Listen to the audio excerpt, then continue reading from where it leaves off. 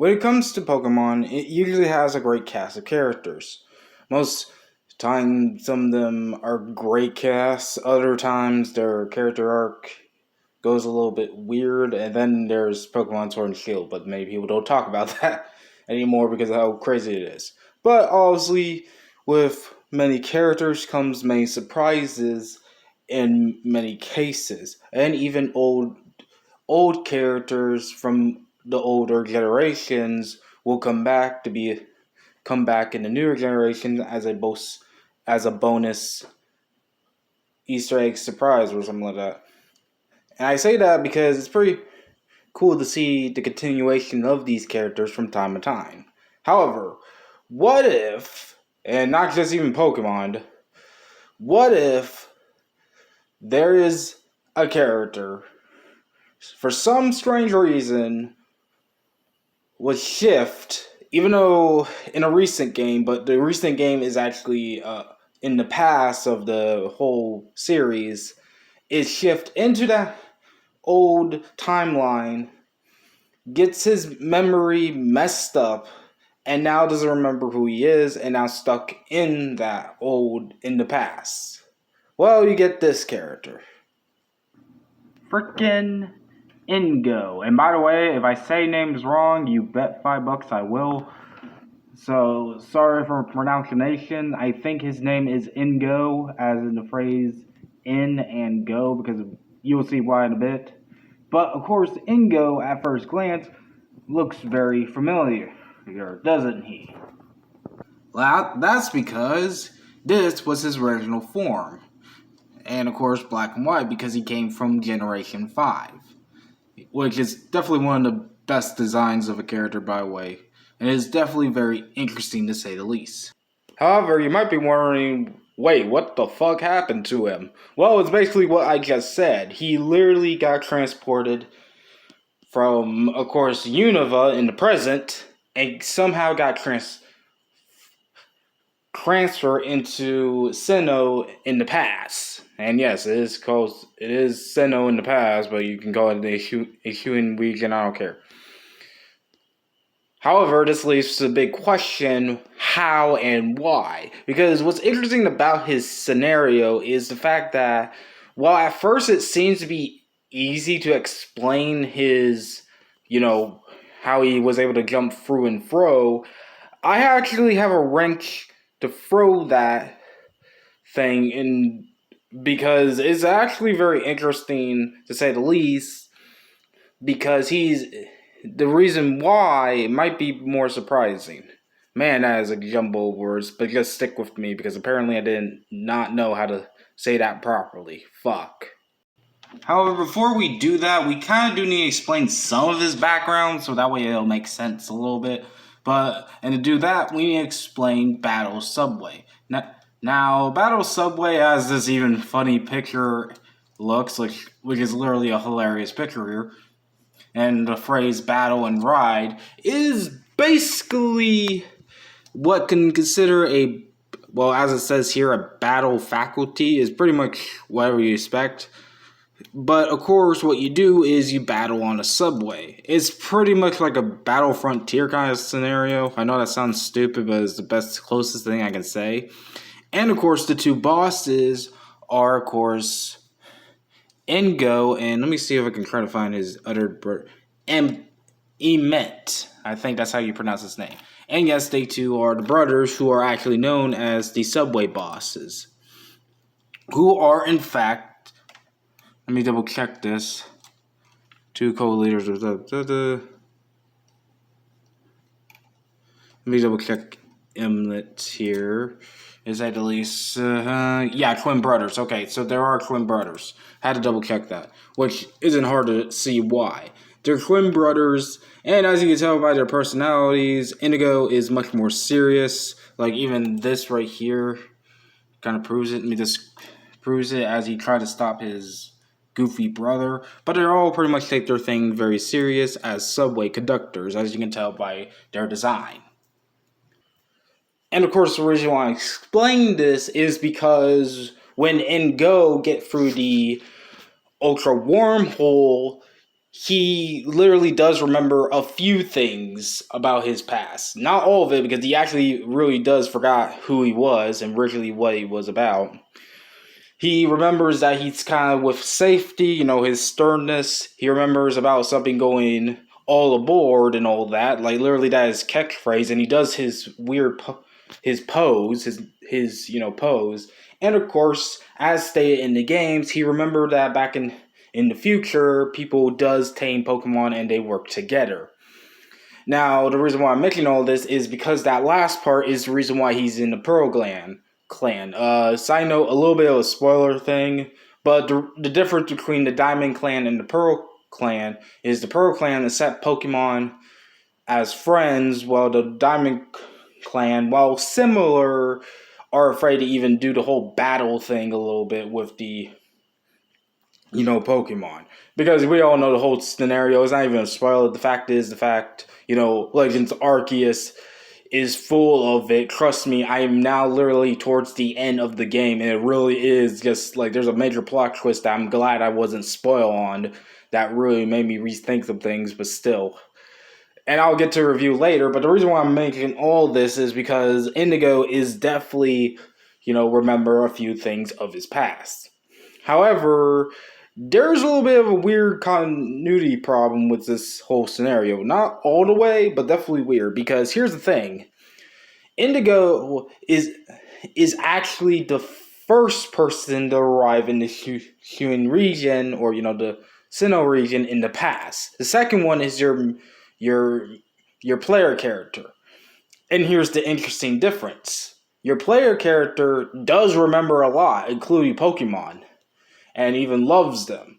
Meanwhile, while Indigo is a similar faction, he literally lost his memory on who he really was. He still is recovering that memory, but he still, has loss of who he is. He probably doesn't remember his twin brother. He doesn't remember why he says all aboard, because there's no trains in the past. And literally, he is literally, just confused. Not all the way, but just confused. And it's interesting, and the reason why I bring all this up is it's interesting because you might be saying, well, Foxcat, isn't the player character also confused and all that? That is true. However, he still remembers what fucking Pokemon is. In fact, that's the reason why he becomes like some sort of messiah in the fucking game, because he literally is able to know what to do with the Pokemon. And it is kind of confirmed through the boxes that he knows what he's doing. Plus, you gotta remember, this is the player character, aka us. We're playing this OC kind of thing. Well, not a full OC, but you know what I mean. And we already, especially people who are experienced with Pokemon, know what Pokemon is. Unless, you gotta go for a route of that. And I'm not saying that is completely... there could be a wrench in that, but the reason why I'm bringing all this up is because something strange is going on with this. So why is your player character is able to remember Pokemon, but Indigo doesn't? Well, he does a little bit, but doesn't remember most of his past, which definitely is confusing to say the least. However, I actually do have a theory on why that is the case. And that leads all the way to another character with a similar issue, Annabelle. For those who do not know, Annabelle first appeared in Generation 3, being actually, ironically, similar to that of, Indigo, being the fact that she actually was part of the Battle Frontier. However, in her latest appearance in Generation 7, she is forgotten all her memory. And basically, she doesn't remember a few things, including loving Pokemon and even performally battling with them, including even being put in a battle tree, which is another battle facility. But of course, she forgot mostly of who she was and stuff. However, it should be noted, she does remember a few little things, including stating that she did battle in a tower, being referenced to the battle tower. And like I said, she does remember what Pokemon is and blah, blah, blah. And now she's with the International Police, helping them stop the quote-unquote Ultra Beast. And you probably know where I'm going with this. Because as we actually do know the story of why Annabelle is in Alola in the future. This is because Annabelle literally has forgotten her memories because she is dragged into the Ultra Wormhole without knowledge, and she was left through the Ultra Wormhole and possibly go for the future. And then she forgot her memory. My point is, as you may guess, I think this is the same thing that happened with Indigo. I believe that Indigo was also another victim of the Ultra Wormhole. Now, you might be thinking, Floxcat, that is bullshit insane, but there is a few major things we do need to point out. The first major thing to point out is the fact that we already have evidence beforehand, Indigo, and even before Annabelle, that these guys can put people in the past. Believe it or not, Looker himself could be a victim to the Ultra Beast. This is because, believe it or not, the Ultra Beast was somewhat hinted and set up as in the Gen 3 remakes,